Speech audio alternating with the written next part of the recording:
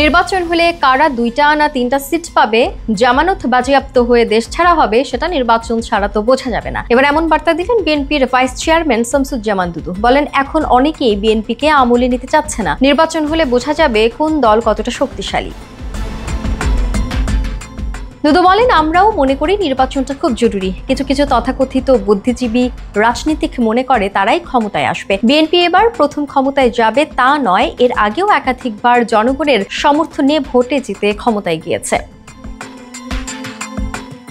লন্ডনে তারেক রহমানের সঙ্গে ডক্টর ইউনূসের বৈঠক প্রসঙ্গে টেনে এই বিএনপি নেতা বলেন, এর আগে বাংলাদেশ একটা অস্থিরতার মধ্যে চলছিল, কেউ কাউকে বিশ্বাস করতে পারতো না। বৈঠকের পর একটা আশার অবস্থা তৈরি হয়েছে যে নির্বাচন হবে।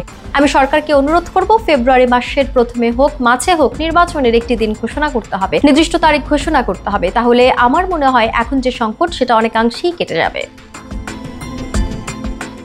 স্বৈরতন্ত্র যেন বাংলাদেশে ফিরে না আসতে পারে তার একমাত্র পথ গণতন্ত্র প্রতিষ্ঠা করা উল্লেখ করে দুদু বলেন, গণতন্ত্র ছাড়া মানুষের অধিকার ফিরিয়ে দেয়া যাবে না। এই জিনিসটি বর্তমান সরকারকে মাথায় রাখতে হবে। আওয়ামী লীগের আগামী 100 বছরের মধ্যে ফিরে আসার কোনো সম্ভাবনা নেই।